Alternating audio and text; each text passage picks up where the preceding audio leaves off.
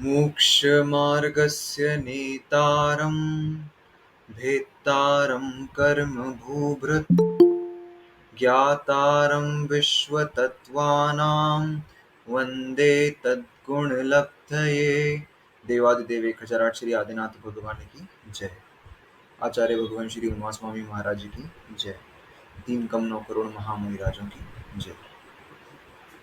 कनिका दीदी को कोई ग्रुप में टैग करो और लिखो कि वापस रिक्वेस्ट करें वो, क्योंकि मंगलाचरण के बीच में आई थी तो मैं एक्सेप्ट नहीं कर पाया। हाँ, उनका ही आ गया।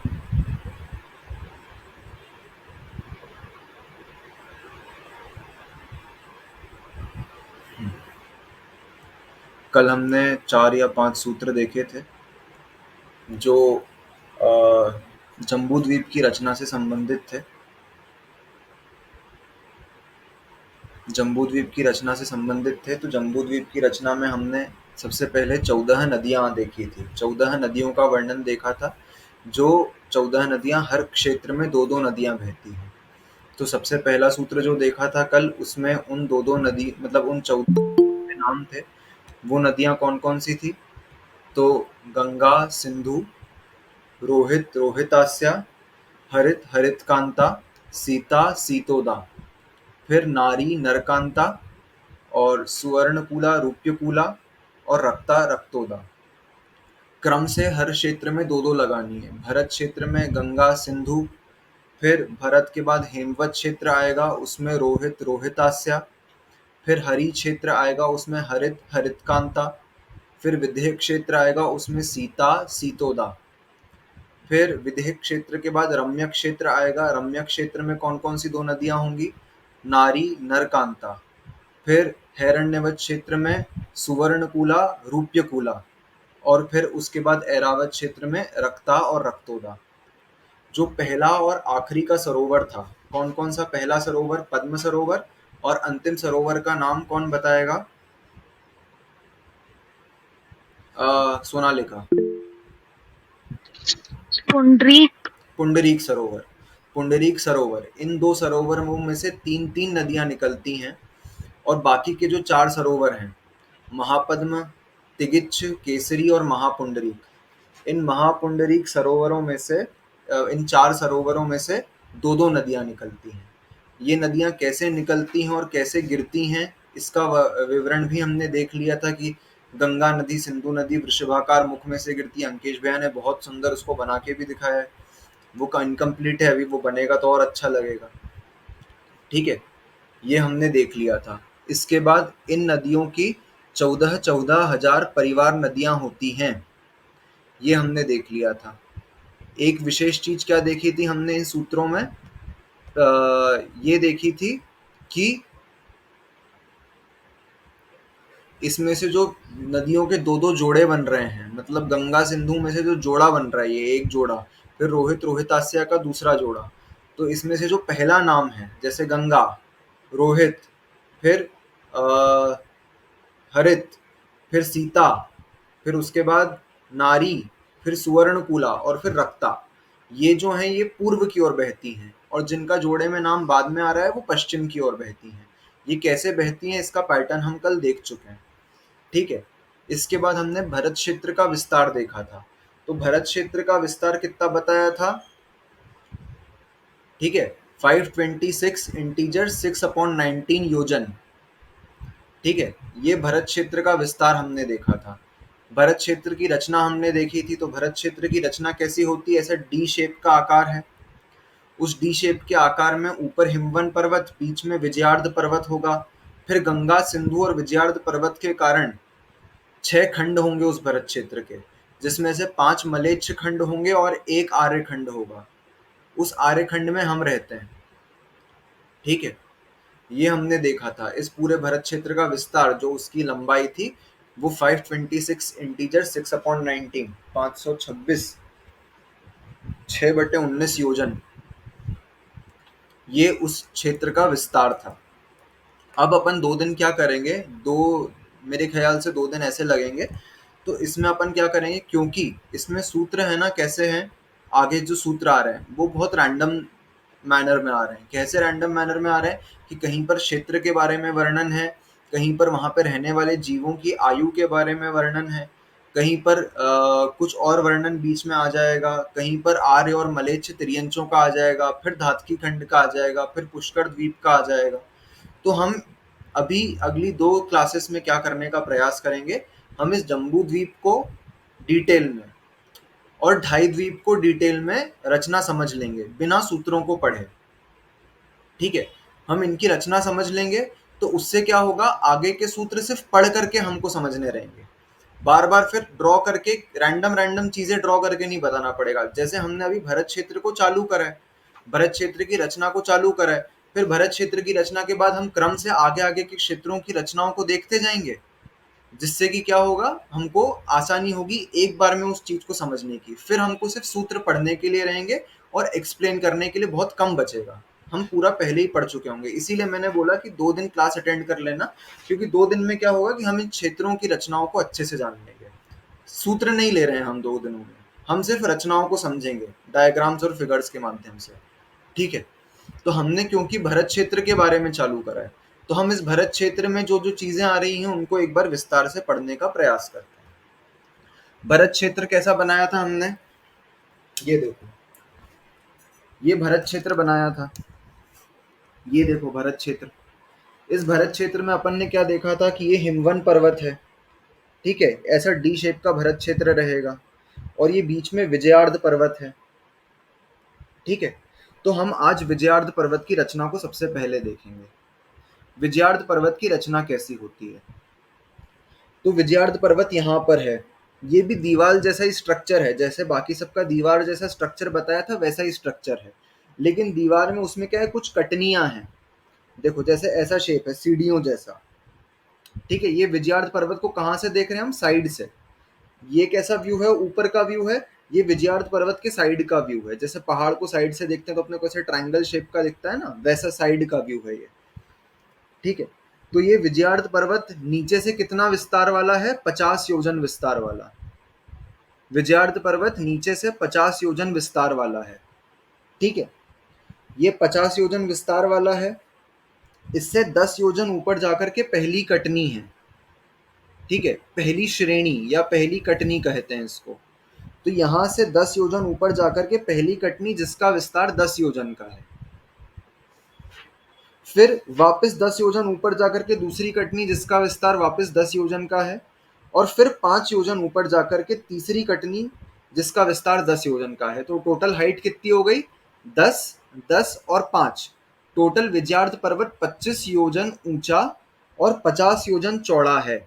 विजयार्ध पर्वत की हाइट पूछ ली जाए तो कितनी होगी, 25 योजन ऊंचा और 50 योजन चौड़ा है। इसकी जो पहली कटनी है ना, पहली लेयर, पहली श्रेणी, उसमें कौन रहते हैं, विद्याधर रहते हैं। कनिका दीदी जैसे पद्म पुराण पढ़ रही होगी, तो पद्म पुराण में बार बार आता है कि विजयार्ध की श्रेणियों में रहने वाले विद्याधरों की नगरियां, है ना दीदी।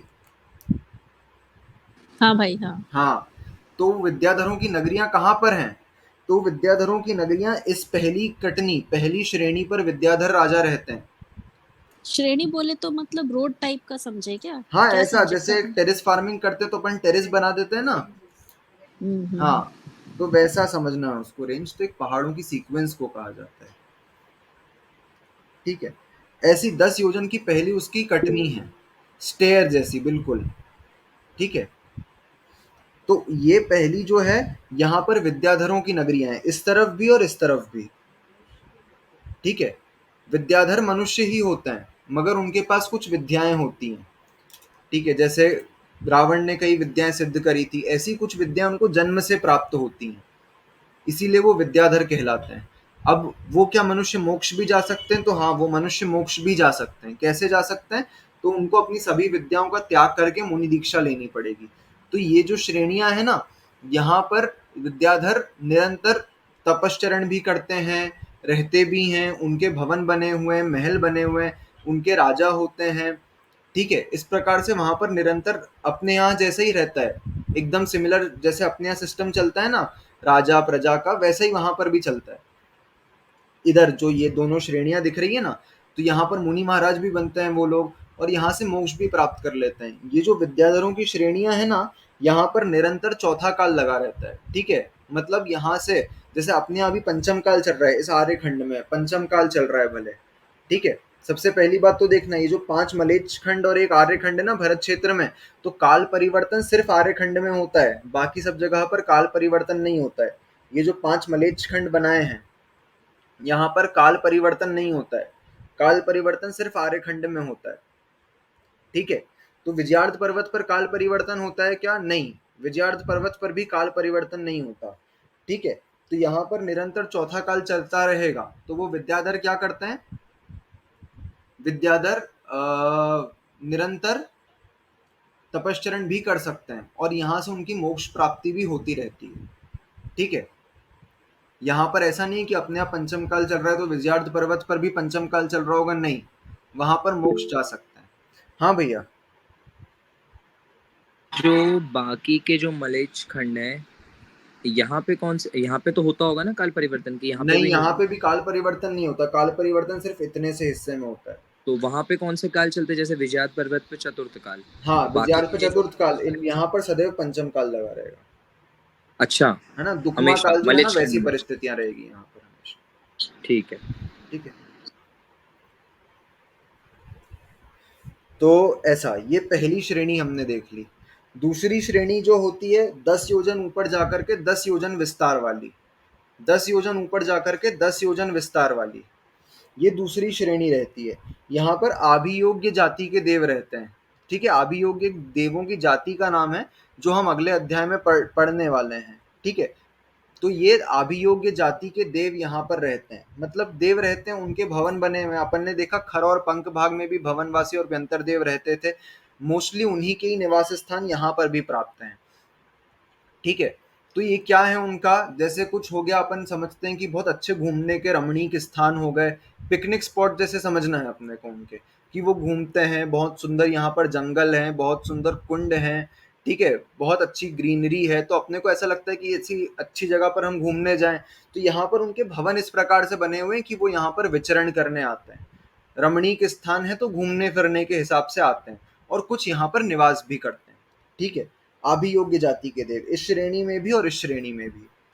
जो ऊपर फिर 5 योजन ऊपर जाकर 10 योजन विस्तार की जो तीसरी स्टेयर है, जो टॉप मोस्ट है। ठीक है, हाँ, ये जो 5 योजन ऊपर जाकर के 10 योजन विस्तार वाली, यहाँ पर क्या है, तो यहाँ पर 9 कूट बने हुए हैं। कूट मतलब ऐसे पहाड़ जैसे बने हुए हैं। ठीक है, जिनालय और कूट है यहाँ पर। तो उसमें से देखो, ये वाला डायग्राम देखना आप, इस डायग्राम में ये भरत क्षेत्र दिख रहा है, ये विजयार्थ पर्वत है। तो विजयार्थ पर्वत का जो ईस्ट मोस्ट कूट है, जो सबसे ईस्ट में है, सबसे कोने वाला, वहां पर एक सिद्धकूट नाम का जिनालय है, अकृत्रिम जिनालय। ठीक है, विजयार्थ पर्वत के ईस्ट मोस्ट कूट पर, जो सबसे ईस्ट में है, सबसे कोने वाला है ईस्ट से, तो वहां पर सिद्धकूट नाम का अकृत्रिम जिनालय है। फिर बाकी 8 कूट इस प्रकार से यहाँ पर ऐसे 1 2 3 4 5 6 7 8, ऐसे 8 कूट यहाँ पर लाइन से अरेंज्ड हैं, सबके अपने अपने नाम हैं। हमको ये देखना है कि एक अकृत्रिम जिनालय कहाँ पर है, सिद्धकूट में, मतलब विजयार्थ पर्वत के सिद्धकूट नाम का अकृत्रिम जिनालय है वो। ठीक है, भरत चक्रवर्ती जब अपनी विजय आधी कर लेता है ना, तो वो विजयार्थ पर्वत पर चढ़ करके जाता है और वहां पर दर्शन करता है। इस विजयार्थ पर्वत के नीचे जो ये नदियां निकल रही है ना, जहां से, वहां पर कुछ गुफाएं हैं। ठीक है, उन विजयार्थ पर्वतों के नीचे गुफाएं हैं। तो जब भरत चक्रवर्ती दिग्विजय करने जाता है तो उसको बहुत समय लग जाता है। फिर वो वहां पर एक अस्त्र सिद्ध करता है और फिर उस अस्त्र से उसकी गुफा के गेट पर प्रहार करता है, तो फिर वो खुल जाती है। ठीक है, और फिर 6 महीने तक उसके अंदर से भभकती हुई ज्वालाएं निकलती है, क्योंकि वो बंद रहती है ना इतने समय से, तो ऐसा रहता है वहां पर। तो 6 महीने उनको उस गेट के बाहर इंतजार करना पड़ता है, तब वो इस गुफा के अंदर जाकर के बाकी 3 खंडों की विजय करते हैं। ठीक है, ये जो बीच में एक शिला थी जिस पर नाम लिखते हैं, उसका नाम कौन बताएगा, हैंड रेस करो।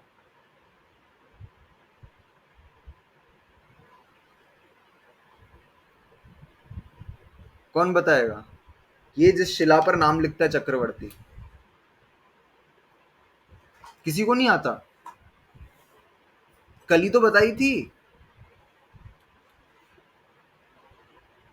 अरे ये तो वो है ना, वृषभाचल पर्वत। हाँ, वृषभाचल पर्वत है जिसपे नाम लिखता है चक्रवर्ती। ऐसे मत हाँ करो यार, मेरे को खुद की पढ़ाने की उस पर डाउट हो जाएगा कि एक दिन में भूल जा रहे हो सब। याद था। नहीं, इतना इतना कहाँ पढ़ा रहा हूँ यार, 2-4 सूत्र भी तो हैं बस इतना।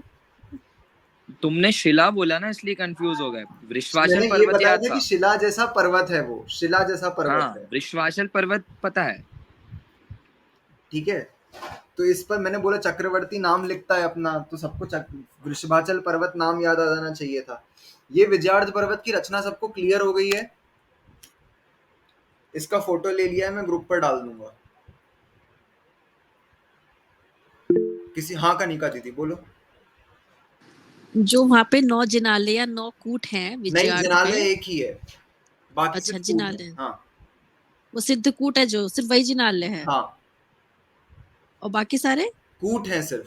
कूट तो मतलब ऐसे कूट से पहाड़ क्या जैसे, मतलब? टीले जैसे बने हुए अच्छा, हैं। अच्छा ठीक है। हाँ बताओ आगे क्या डाउट था। नहीं मुझे यही पूछना था, मुझे लगा कि वहां पे 9 कूट मतलब 9 टेम्पल्स हैं, तो फिर हम खाली सिद्ध कूट के बारे में ही क्यों पढ़ रहे हैं, मतलब एनी स्पेसिफिक रीजन कि नहीं उसको नहीं, ही बताया सिर्फ गया एक है? ही कूट है, एक ही जिनालय है, बाकी सब कूट है, इसीलिए सिर्फ इसके बारे में पढ़ा। ठीक ठीक। ठीक है। अकृत्रिम जिनालय कैसे होते हैं सबको पता है ना, वहां पर 500 धनुष की 108 प्रतिमाएं होती हैं बड़ी बड़ी, है ना, वैसा अकृत्रिम जिनालय है। हाँ कनिका दीदी। अरे नहीं, बाय मिस्टेक हो गया भाई। गलती से हो गया, ठीक है। हम्म। ये अपन ने देख लिया। फिर हम एक काम करते हैं, हम सुमेरु पर्वत का वर्णन देख लेते हैं। ठीक है, फिर हम भूमियों के ऊपर आएंगे। नहीं नहीं, सुमेरु पर्वत के वर्णन से पहले हम एक बार जम्बूद्वीप का विस्तार और अच्छे से देख लेते हैं। जम्बूद्वीप कितना बड़ा है, कैसा क्या है उसमें रचना है ना, थोड़ी सी चीज आएगी उसमें, वो देखनी है।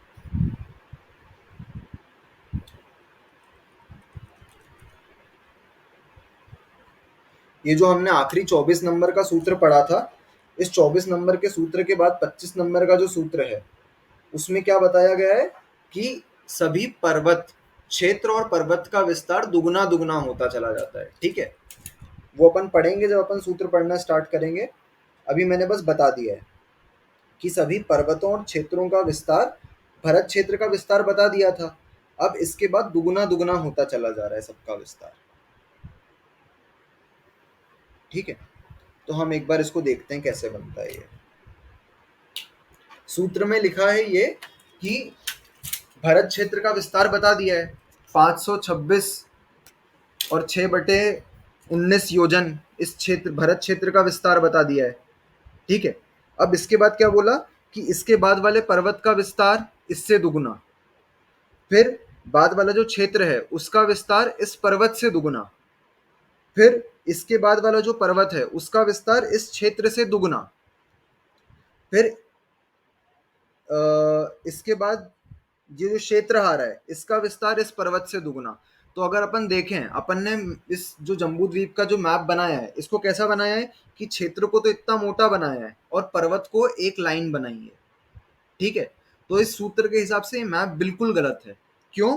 क्योंकि ये जो क्षेत्र जितना बड़ा बन रहा है ना, उससे दुगने विस्तार का ये एक पर्वत होना चाहिए, फिर उससे दुगने विस्तार का एक क्षेत्र होना चाहिए, फिर ये उससे दुगने विस्तार का होना चाहिए। ठीक है, लेकिन हमारे पास इतनी जगह नहीं होती है, इसलिए हम इसको ऐसे बना देते हैं। तो हम एक चीज देख लेते हैं अभी। ये जम्बू द्वीप है, इस जम्बू द्वीप के विस्तार को अगर अपन मान ले एक इमेजिनरी नंबर x, ठीक है, x इसका विस्तार है, तो इसके बाद पर्वत आएगा एक, कौन सा पर्वत है इसका नाम, हैंड रेस करो, पहले पर्वत का नाम बोलो मम्मा। हिमवन। ठीक है, हिमवन पर्वत का विस्तार 2x। ठीक है, इससे दुगना विस्तार हो जाएगा। फिर अगले क्षेत्र का नाम कौन बताएगा, जल्दी जल्दी। सोनालिका, मैं मन से बोल रहा हूँ, अगले क्षेत्र का नाम हिमवन। हिमवन का विस्तार हो जाएगा, देखो पर्वत 2x था तो इसका विस्तार 4x। ठीक है, फिर अगले पर्वत का नाम, देवल दीदी।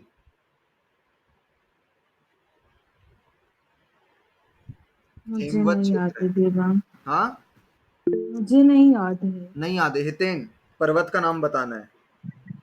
महाहिमवत। महाहिमवन का विस्तार 8x। ठीक है, 8x। फिर अगला क्षेत्र का नाम, कनिका दीदी। भाई मुझे ऐसे याद नहीं है, प्लीज। भरत, ऐरावत, विधेय, ऐसे मुझे वैसे याद हाँ, है, भरत मतलब के बाद रैंडम। कौन सा क्षेत्र है? ये वाले क्षेत्र का नाम बताओ। नहीं पता, भरत को हिमवन डिवाइड करता है, उसके बाद कौन सा है ऐसे नहीं मुझे याद है ठीक है। अभी। हाँ श्रेयस भैया। हरि कहलाएगा क्या? हरि, भरत, हरि। हेमवत, हरि। हाँ। ठीक है, हरि का विस्तार 16x। फिर ये वाला जो पर्वत आएगा, इस पर्वत का नाम कौन बताएगा? अंकेश भैया। तिगिच्छ। नहीं, निषद पर्वत, कौन सा? पर्वत। निषद, निषद। निषद निषद निषद निषद, सॉरी। निषद पे जो सरोवर है उसका नाम तिगिच्छ है। उसका नाम तिगिच्छ है, सॉरी सॉरी सॉरी, ठीक ठीक ठीक है, ठीक। ये 32x। फिर ये क्षेत्र बना, इस बड़े से क्षेत्र का नाम, कनिका दीदी ये तो विधेय, विधेय, विधेय ठीक है। क्षेत्र ये। ठीक है, ये 64x। इसके बाद एक सूत्र क्या होता है? वो सूत्र कहता है उत्तरा दक्षिण तुल्या, मतलब उत्तर की रचना दक्षिण के तुल्य, एकदम सिमिलर। ठीक है, तो एकदम सिमिलर है, तो ये 64 हो गया। अब वापस कम करते जाना है, तो ये कितना हो जाएगा? 32x। फिर ये जो क्षेत्र आएगा उसका विस्तार 16x। फिर ये पर्वत आएगा, उसका विस्तार 8x। ये जो क्षेत्र आएगा उसके बाद उसका विस्तार 4x। ये जो पर्वत आएगा इसका विस्तार 2x। और फिर एरावत क्षेत्र का विस्तार भरत क्षेत्र के बराबर x। ठीक है, समझ में आ गई इतनी चीज सबको?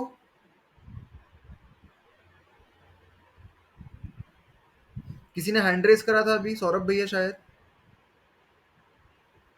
मैंने नहीं किया, श्रेयांश ने किया। श्रेयस, अरे मुझसे हुआ था गलती अच्छा से। गलती से हुआ था। हाँ ठीक है, यहाँ पर समझ में आ गया सबको इतनी चीज? अब अपन ने ये क्यों करा है? तो अपने को साइज कंपेयर करनी है सबकी। ये बीच के पर्वत का नाम बता दो मुझे जल्दी से। सुमेरु पर्वत। ठीक है, दर्शन में। ये सुमेरु पर्वत हो गया। अब अपन देखो इस सबको टोटल करते हैं। x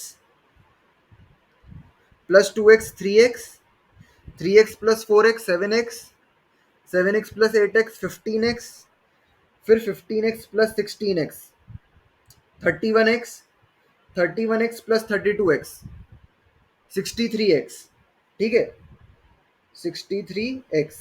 बीच का विधेय जोड़ो, 64x प्लस ये वापस ऊपर 63x हो जाएगा। इतना इसके बराबर ही होगा ना? टोटल कितना हो गया? 190। 190x। अब अपन रेशो निकालते हैं। ठीक है, कि भरत क्षेत्र कितना है कंपेयर करें जम्बू द्वीप से। तो भरत क्षेत्र कितना था? कितना माना था हमने? 526 नहीं, इंटीजर। अभी X माना था माना हमने हुआ है x, ना, एक्चुअल X है ना x। और टोटल जम्बू द्वीप कितना निकला है अपना उसकी टर्म्स 190। में?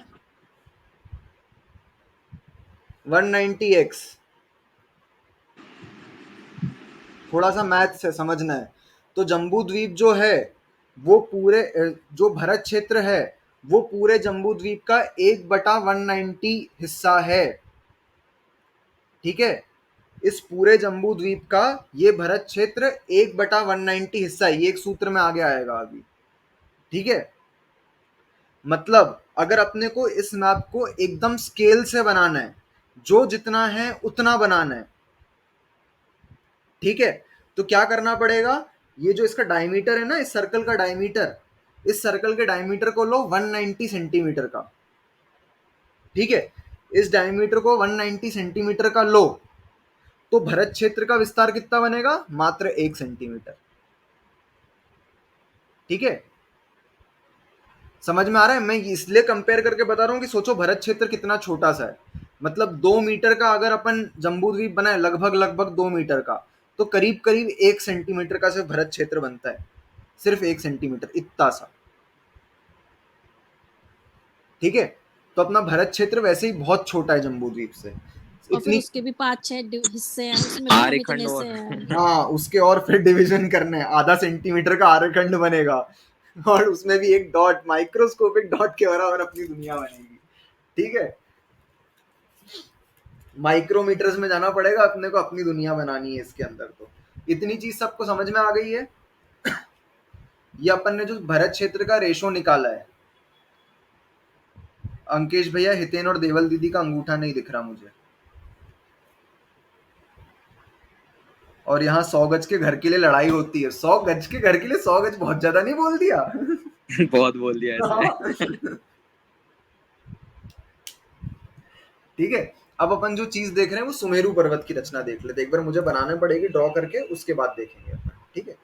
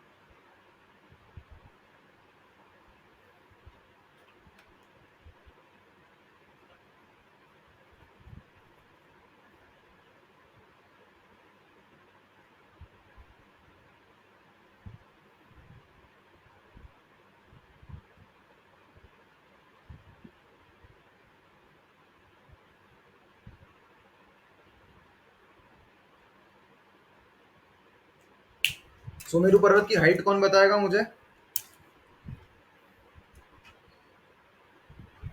श्रेयस भैया तो बता देंगे आसानी से। हितेन? 1 लाख योजन। हाँ, ठीक है, टू बी प्रिसाइज 1,40,000 योजन की हाइट होती है। ठीक है, ये देखो, ये सुमेरु पर्वत है। ऐसी है सुमेरु पर्वत की रचना। ठीक है, सुमेरु पर्वत 1000 योजन नीचे, ठीक है, 1000 योजन नीचे। एक मिनट, हाँ, ये जो अपन ने एक रत्न प्रभा पृथ्वी देखी थी, उस रत्न प्रभा के 3 हिस्से खड़े थे, खर भाग, पंख भाग और अब्बहुल भाग। तो खर भाग 16,000 योजन का था। उस 16,000 योजन में भी 16-16 अलग पृथ्वियां थी। ठीक है, तो उसमें पहली पृथ्वी का नाम था चित्रा पृथ्वी, जो 1000 योजन मोटी थी। ठीक है, वो चित्रा पृथ्वी के मतलब 1000 योजन यहाँ तक चित्रा पृथ्वी होती है, उसको मध्यलोक कहते हैं। ठीक है, मध्यलोक के अंदर आती है, वो बाकी नीचे अधोलोक में आ जाएगा। तो वहां तक इस सुमेरु पर्वत की जड़ है। जो सुमेरु पर्वत की जड़ है वो कहाँ तक की है?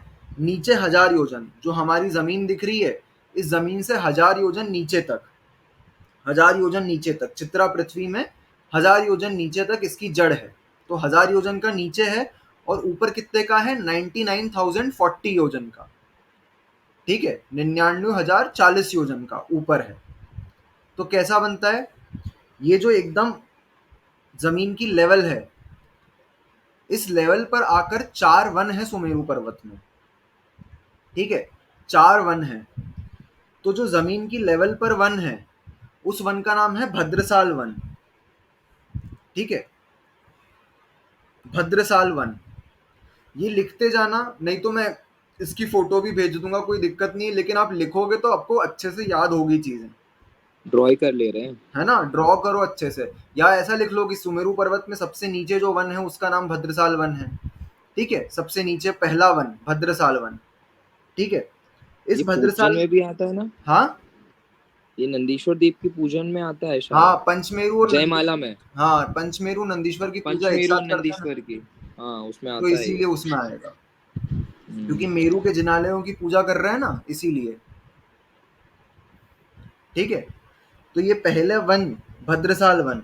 इस भद्रसाल वन में चारों दिशाओं में, नॉर्थ, साउथ, ईस्ट और वेस्ट, ठीक है, चारों दिशाओं में एक एक अकृत्रिम जिनालय है। ठीक है, तो ये सपोज ये अपनी तरफ से देख रहे हैं तो अपने को साउथ का दिखेगा, उस तरफ भी एक है इसके पीछे साइड, और ईस्ट और वेस्ट में भी एक एक जिनालय है। ठीक है, इस भद्रसाल वन से 500 योजन ऊपर जाएंगे। इस भद्रसाल वन से मतलब अर्थ की लेवल से 500 योजन ऊपर जाएंगे तो एक वन आएगा जिसका नाम है नंदन वन। ये नंदन वन। इस नंदन वन में भी चारों दिशाओं में एक एक जिनालय है। नंदन वन में भी चारों दिशाओं में एक एक जिनालय है। ठीक है, ये एक, ये दो, ये तीन, और इसके पीछे साइड पे एक और 4।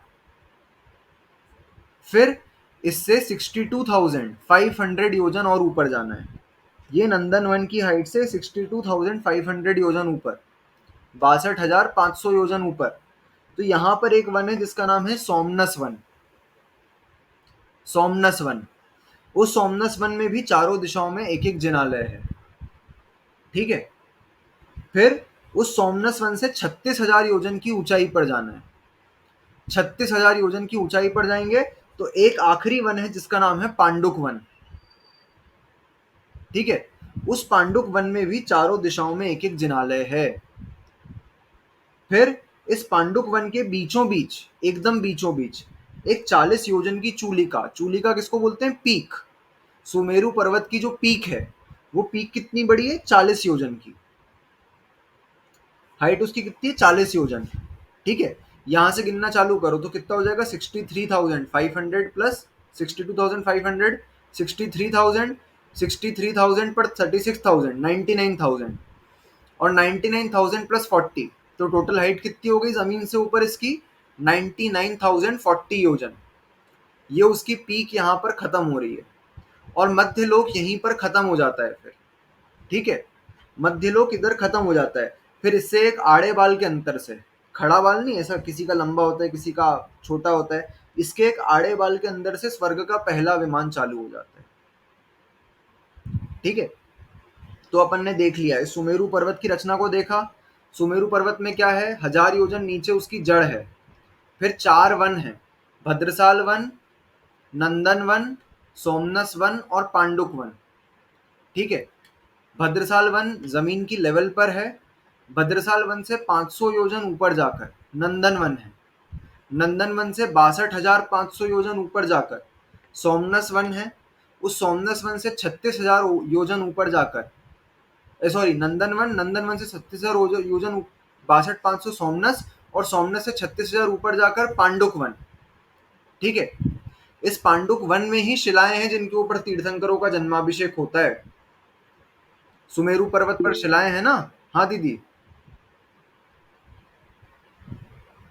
बोलो। ये सुमेरु पर्वत की जो जड़ बता रहे हो तुम नीचे है अपनी पृथ्वी के, तो जैसे अभी हम यहाँ बैठे हैं तो जहां मैं बैठी हूँ तो उसके नीचे उसकी जड़ है, उसके ऐसा है नीचे इसका नहीं है, मतलब? मतलब उसके जस्ट नीचे। मतलब इसको क्रॉस करके जा रहा है जहां हम हैं? जैसे पेड़ की जड़ होती है ना उसके जस्ट नीचे, हाँ। वैसी जड़ है उसकी, मतलब फैली हुई नहीं है कि मतलब ये तो जैसे ये जैसे ये अपना जम्बू द्वीप है, जम्बू द्वीप के बीचों बीच सुमेरु पर्वत है ना, हाँ। तो बस उतने से एरिया में, ऐसा नहीं अपन यहाँ तक है तो अपने नीचे आ रही है। हाँ ठीक ठीक, ठीक है, अच्छा। सिर्फ जस्ट उसी के नीचे है बस। समझ में आ गया? हाँ हाँ हाँ। हाँ, जैसे मकान की नींव होती है ना, वैसे उसकी नींव जैसी है। ठीक है, ये 4 प्रकार के वन देख लिए हमने। अब पांडुक वन को थोड़ा और डिटेल में समझना है क्योंकि यहाँ पर जन्माभिषेक होता है। ठीक है, तो पांडुक वन की रचना को देखेंगे हम।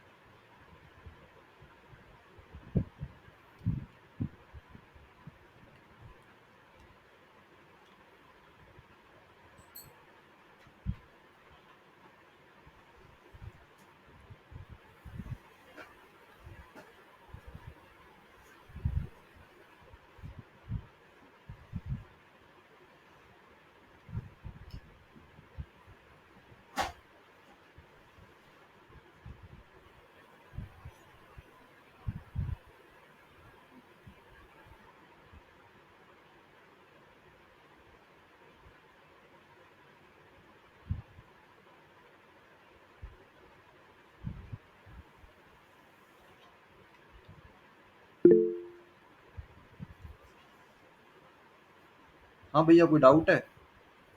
जम्बू द्वीप जो है वो तो विदेश क्षेत्र में है ना, उसके जम्बू बीचों बीच है। नहीं, विदेश क्षेत्र जम्बू द्वीप के बीचों बीच है। अच्छा। जम्बू द्वीप इतना बड़ा, उसके एक क्षेत्र का नाम विदेश हाँ क्षेत्र है। हाँ, हाँ। आप अच्छा, ठीक सुमेरु ठीक पर्वत ठीक। की बात कर रहे हो ना, कि सुमेरु हाँ पर्वत हाँ, विदेश सुमेरु क्षेत्र? सुमेरु पर्वत की बात कर रहा हूँ, हाँ, सॉरी। सुमेरु पर्वत विदेश क्षेत्र में आता है। हाँ, सुमेरु पर्वत विदेश क्षेत्र में है ना, हाँ वही। हाँ, ठीक। तो जैसे देवांग वो नीचे से 1000 योजन चौड़ा बताया ना तुमने, हाँ तो फिर उसकी जड़ जैसे रहेगा नीचे तो वो उसके सेंटर पॉइंट पे रहेगा, बस ऐसे कहने का हाँ मतलब है हाँ इस हाँ बात हाँ का? हाँ हाँ हाँ। सेंटर पे ही रहेगा। हम्म। जम्बूद्वीप का विस्तार कितना होगा फिर देवा? 1 लाख योजन। फिर सुमेर को तो जम्बूद्वीप के बीच में है, हाँ, तो जम्बू द्वीप का डायमीटर 1 लाख योजन का। ठीक है, ऐसे 1 लाख योजन का सर्कल बनाओ, उसके बीच ओके। में 1 लाख योजन का पहाड़, ऐसा। और जैसे भी अपने भरत क्षेत्र का विस्तार देखा था तो वो हाँ था 526 इंटीजर, हाँ 26 डिवाइड बाय 19। हाँ अगर इंटू मल्टीप्लाई 190 करता हूँ मैं, हाँ। क्योंकि वो उसका 190 भाग था, तो वो उसकी कैलकुलेशन अलग आ रही है फिर, तो वो कैसे हो? एग्जैक्ट अपन करके देखेंगे कैलकुलेटर से, फिर मैं भेज दूंगा स्क्रीनशॉट जैसा भी आएगा। वैसे तो 1 लाख योजन के आसपास ही आना चाहिए। ओके। ठीक है। वो इतना ही मध्य लोग है, जितना जम्बूद्वीप का विस्तार है नहीं उतने नहीं, मध्य लोग। मध्य लोक तो बहुत बड़ा है। अच्छा, वो लवन समुद्र वगैरह इस मध्य लोक हाँ, में ये आते सब हैं मध्य लोक में ही आता है।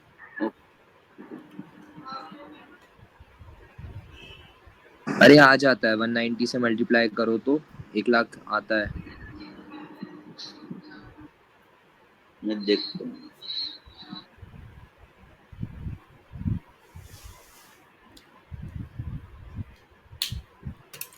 ये देखो, ये है पांडुक वन की रचना, ठीक है। ये पांडुक वन अपन कहाँ से देख रहे हैं? ऊपर से देख रहे हैं। वैसा पॉइंट ऑफ व्यू बनाया है कि अपन कहाँ है? स्वर्ग में बैठे हैं, अपन सौधर्मिंद्र हैं, ठीक है। और सौधर्मिंद्र ऊपर से पांडुक वन को देखेगा तो उसको कैसा दिखेगा? ये बीच में एक चूलिका दिखेगी। फिर ये डायरेक्शन कौन कौन से हो गए? एक बार डायरेक्शन बनाने दो मुझे। ये नॉर्थ, साउथ, ईस्ट और वेस्ट, ठीक है। तो उसको कैसा दिखेगा? ये नॉर्थ की तरफ जो अकृत्रिम जिनालय है वो दिखेगा। फिर ये सॉरी, ये नॉर्थ की तरफ वाला, साउथ की तरफ वाला, ईस्ट की तरफ वाला और वेस्ट की तरफ वाला, ऐसे 4 अकृत्रिम जिनालय दिखेंगे उसको, ठीक है। फिर इस पांडुक वन में 4 शिलाएं हैं। पहली शिला का नाम है पांडुक शिला, ठीक है। पहली शिला का नाम पांडुक शिला। ये पांडुक शिला कहाँ पर स्थित है? तो इस पांडुक वन के ईशान कोण में, मतलब नॉर्थ ईस्ट में, ठीक है। पांडुक शिला कहाँ पर है? हाँ थैंक यू, इस पांडुक वन के ईशान कोण में ये शिला स्थित है जिसका नाम है पांडुक शिला। फिर इसके बाद कौन सा कोण आ जाएगा? ईशान कोण के बाद ये कौन सा? ये साउथ ईस्ट, ठीक है। साउथ ईस्ट का नाम क्या होता है? साउथ ईस्ट आग्नेय कोण, आग्नेय, है ना, आग्नेय कोण। इस आग्नेय कोण में एक शिला स्थित है जिसका नाम है पांडुक कंबला शिला, पांडुक कंबला, ठीक है। फिर ये हो गया आपका ईशान के अपोजिट नैऋत्य कोण, वायव्य। ये नैऋत्य कोण है। नैऋत्य कोण कौन सा था? साउथ वेस्ट नैऋत्य कोण। इस नैऋत्य कोण में जो शिला स्थित है उस शिला का नाम है रक्तशिला, रक्तशिला। और इसके जो वायव्य कोण है, मतलब नॉर्थ वेस्ट, इसमें शिला जो है उसका नाम है रक्त कंबला शिला। 4 शिलाएं हैं, पांडुक शिला, पांडुक कंबला शिला, रक्तशिला और रक्त कंबला शिला, ठीक है। पांडुक शिला में जो हमारे यहाँ तीर्थंकर उत्पन्न होते हैं भरत क्षेत्र में, भरत क्षेत्र के आर्य खंड में जो तीर्थंकर उत्पन्न होंगे उन तीर्थंकरों का जन्माभिषेक पांडुक शिला पर होता है, ठीक है। ये चारों शिला पांडुक वन में स्थित है ना? हाँ, कोने चारों में। शिलाएं पांडुक वन में स्थित हैं, ठीक है। ठीक है। भरत क्षेत्र में उत्पन्न हुए तीर्थंकरों का जन्माभिषेक पांडुक शिला पर होता है। फिर पश्चिम विदेह क्षेत्र में उत्पन्न हुए तीर्थंकरों का जन्म पांडुक कंबला शिला पर होता है। पश्चिम पर्वत लिख दिया मैंने, सॉरी, पश्चिम विदेह, ठीक है। पश्चिम विदेह में उत्पन्न हुए तीर्थंकरों का जन्म पांडुक कंबला शिला पर होता है। फिर रक्तशिला पर किसका जन्माभिषेक होता है? जो ऐरावत क्षेत्र में उत्पन्न हुए तीर्थंकर हैं उनका जन्माभिषेक ये रक्तशिला पर होगा। और जो पूर्व विदेह में उत्पन्न हुए तीर्थंकर हैं उनका जन्माभिषेक रक्त कंबला शिला पर होता है। लिख लो एक कॉलम में, 4 शिलाएं हैं, बस ऐसा लिखो, पांडुक शिला, पांडुक शिला पर किसका? भरत क्षेत्र के तीर्थंकर का। और पांडुक शिला का डायरेक्शन नॉर्थ ईस्ट, NE। जो भी नोट्स बना रहा है, अगर बना रहा है तो इस प्रकार से लिख ले, पांडुक शिला, भरत क्षेत्र, नॉर्थ ईस्ट, ठीक है। पांडुक कंबला शिला, पश्चिम विदेह, साउथ ईस्ट। फिर रक्तशिला, ऐरावत, साउथ वेस्ट। और रक्त कंबला शिला, पूर्व विदेह, नॉर्थ वेस्ट, ठीक है। हाँ दीदी, बोलो, आपका माइक बंद है। जो तुमने बीच में ड्रॉ किया है वो सुमेरु पर्वत है ना? वो बीच में जो ड्रॉ किया है वो सुमेरु पर्वत की चूलिका है, जो मैंने 40 योजन की चूलिका बताई थी ना। तो उसी पांडुक शिला पे तो होता है भगवान का अभिषेक बीचों बीच, तो फिर ये साइड वाली में कैसे हो रहा है? सुमेरु पर्वत के टॉप पर बिठाकर अभिषेक नहीं करते हैं भगवान का, वो ये स्वर्ग में आज चले पहली जाएंगे, बार, हाँ ठीक ये है। आज उस पहली बार सुमेरु पता पर्वत चला। पे पांडुक वन था, हाँ, उस पांडुक वन के बीचों बीच ये चूलिका थी। हाँ ये अपन ने पांडुक वन बनाया है। ये जो पूरा सर्कल हाँ था ना, ये पांडुक वन था। उस ठीक है। पांडुक वन पे 4 शिलाएं हैं। अच्छा मुझे लगता था ये जो सुमेरु पर्वत है ना उसी के टॉप पे ऊपर पांडुक शिला इसी पे करते हैं नहीं बीच में नहीं, ही। उसमें यहाँ पर ऐसी 4 शिलाएं हैं उसके 4 कोनों में, और उन अच्छा शिलाओं पर अच्छा बिठा करके अभिषेक होता है उन तीर्थंकरों का। ठीक है भाई। वो अपन आरती करते हैं ना, वो पंच परमेश्वरी की। हाँ प्रभु को उठाया, हाथी पे बिठाया, पांडुक वन अभिषेक कराया, हाँ ऐसा बोल देते थे कई बार। पर वो पांडुक वन पे, पांडुक शिला पे अभिषेक होता है। हाँ, वो पांडुक शिला वन नॉर्थ की नॉर्थ पांडुक ईस्ट शिला पे है। पर अभिषेक होता है। अरे मतलब यहाँ 4 शिलाएं हैं, ये पहली बार पता चला यार। ये चुल्लिका का क्या सिग्निफिकेंस है? चूलिका, उसका क्या रोल है यहाँ पे? चूलिका का कोई रोल नहीं है, वो सुमेरु पर्वत की पीक है। वो जैसे माउंट एवरेस्ट की पीक है, वैसे सुमेरु पर्वत की जो पीक है उसको चूलिका बोलते हैं। ओके, ठीक है। ठीक है। ये देखो, ये जैसे जम्बू द्वीप है, ये जम्बू द्वीप के बीच में विदेह क्षेत्र है। ठीक है, ये सुमेरु पर्वत है। तो कहाँ कहाँ के तीर्थंकर उत्पन्न होते हैं? तीर्थंकर ये है पूर्व विदेह, ये है पश्चिम विदेह, ये है भरत, और ये है ऐरावत। ठीक है। तो भरत क्षेत्र के तीर्थंकरों का जन्माभिषेक कौन सी शिला पर होगा? कौन बताएगा बिना देखे मुझे? श्रेयस भैया। पांडुक शिला पे। हाँ, ठीक है, पांडुक शिला। फिर पूर्व विदेह के तीर्थंकरों का जन्म सब बता दो। रक्त कंबला। पूर्व विदेह, हाँ ठीक है, रक्त हाँ कंबला। रक्त कंबला, पश्चिम विदेह है वो, रक्त पांडुक कंबला। कंबला। ऐरावत के तीर्थंकरों का जन्म रक्तशिला। ठीक है, रक्तशिला पर। और पश्चिम विदेह के तीर्थंकरों का जन्म पांडुक कंबला। पांडुक कंबला शिला पर। ठीक है, सबको समझ में आ गई ये चीज? क्लियर है? हाँ देवल दीदी, कुछ डाउट है? नहीं, आ गई। अंकेश भैया, हितेन, ठीक है। कितनी देर हो गई क्लास अपनी? बस आज के लिए इनफ करते हैं। आज जो भी पढ़ा है सबको समझ में आया? हमने आज क्या देखा? स्पेशल नई चीज, विजयार्ध पर्वत की रचना देखी कैसी होती है, और सुमेरु पर्वत की रचना कैसी होती है। ये मुझे तो एक मीम हमने, याद आ रहा है अभी, क्या याद आ रहा है? जज्बात बदल दिए हालात बदल दिए टाइप का मीम नहीं आता, बिकॉज मैं समझती आपको थी बीच लगता में है ही होता सुमेरु है। पर्वत के टॉप पर बिठा कर? हाँ वही होता है, मैं ये सोचती थी। मेरे को भी ऐसे ही लगता था कि सुमेरु पर्वत की जो चूलिका उसके टॉप पर बिठा देते होंगे और फिर अभिषेक कर देते हैं। आई गेस सभी को ये लगता है। हाँ, जब तक नॉर्मल कोई पता इतना नहीं चलता डिटेल है। कोई पढ़ा ही नहीं, आज पहली बार पता चला कि भाई 4 शिलाएं होती हैं अलग अलग वहाँ।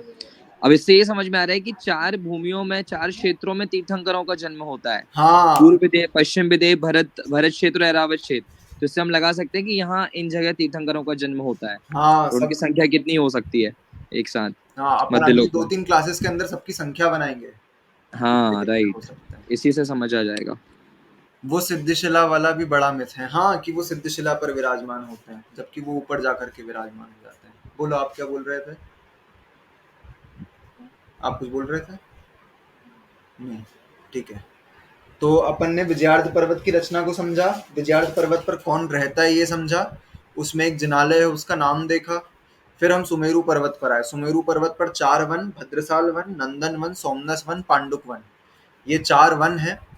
फिर पांडुक वन में स्पेशली हमने देखा 4 जिनालय, और 4 जिनालयों के बाद 4 दिशाओं में तो 4 जिनालय हैं, और 4 विदिशाओं में 4 शिलाएं हैं। ठीक है, इन सबका कलर अलग अलग है, कोई सोने के रंग की है, कोई तपे हुए सोने के रंग की है, कोई चांदी के रंग की है, ऐसी शिलाएं हैं। ठीक है, इन शिलाओं पर तीर्थंकर बालकों का जन्माभिषेक होता है, ये हमने देखा। ठीक है, तो 4 दिशाओं में 4 जिनालय भी हैं वहाँ 4 दिशाओं में 4 जिनालय हैं, और 4 अकृत्रिम जिनालय। हाँ अकृत्रिम हाँ, जिनालय ना? अकृत्रिम जिनालय। अपन ठीक है। बोलते हैं कि 16 जिनालय एक मेरू में है ना, तो 4 हाँ भद्रसाल में, 4 ठीक, नंदन में, 4 सोमनस और 4 पांडव, ऐसे 16। है ना, ऐसे 16 बनते हैं। ठीक है। ठीक है, तो अपन आज यहीं पर विराम लेते हैं। कल अपन देखेंगे भोग भूमियाँ कैसी क्या होती हैं, वहाँ की रचना कैसी होती है, आयु कैसी होती है, हाइट कैसी होती है, ये सब देखेंगे। इसके बाद हमारा जम्बूद्वीप का वर्णन लगभग पूर्ण हो जाएगा। फिर हम बाकी द्वीप की रचना कैसी क्या होती है वो देखेंगे। फिर उसके बाद मैं बताऊंगा कि अपन जो त्रिकाल चौबीसी गिनते हैं वो कैसे गिनते हैं, 170 तीर्थंकर एक साथ गिनते हैं वो कैसे गिनते हैं, ठीक है। तो इस प्रकार से अपन देखेंगे। उसके बाद फिर अपन सूत्रों के कंटिन्यूएशन में चालू करेंगे आगे के सूत्रों को लेना। तब तक अपन यही समझेंगे, ठीक है। अगले 2 क्लासेस, 1-2 क्लासेस में अपन ये पूर्ण कर लेंगे। आज का अपन यहीं पर विराम लेते हैं। देवांग हाँ, बहुत सुंदर भैया, बहुत ही सुंदर। 1 मिनट रुक जाओ, मम्मा इधर आओ। अरे ये आप कंप्लीट तो करो पहले। कितनी सुंदर लग रही है यार ये। उन्होंने महल बना लिया है नीचे, और महल के ऊपर वो बहुत ही सुंदर है यार। बहुत ज्यादा सुंदर। ये तो कला है भाई। अरे ये अनीश कौन इसको भेजो यार, पोस्ट करेंगे। कौन सा वाला पार्ट था ये? बंद कर दिया संकेत ने। ये कल बताया था बोलो जो। वापस से कैमरा चालू करो। अरे अच्छा वाह यार। वो नदियां निकलती हैं तो जटाओं हाँ हाँ हाँ, हाँ, वो वाला हाँ। पार्ट था ये।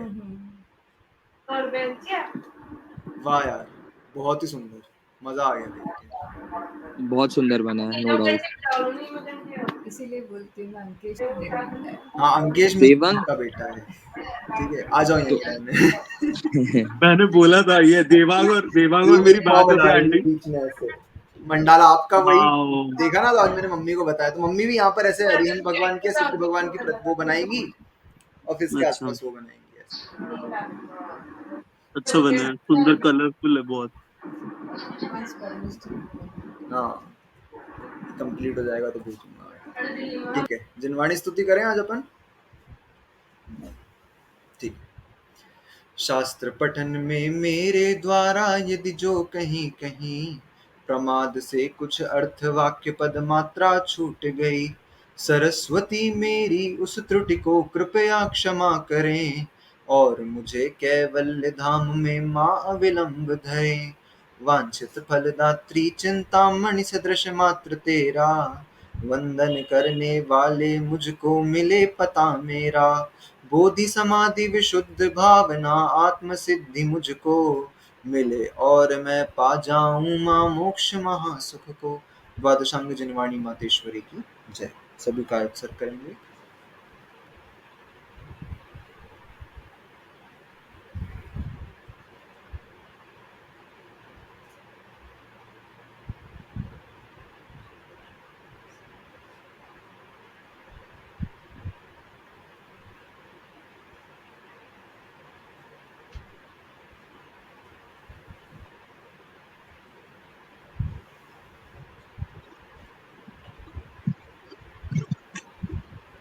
जय जिने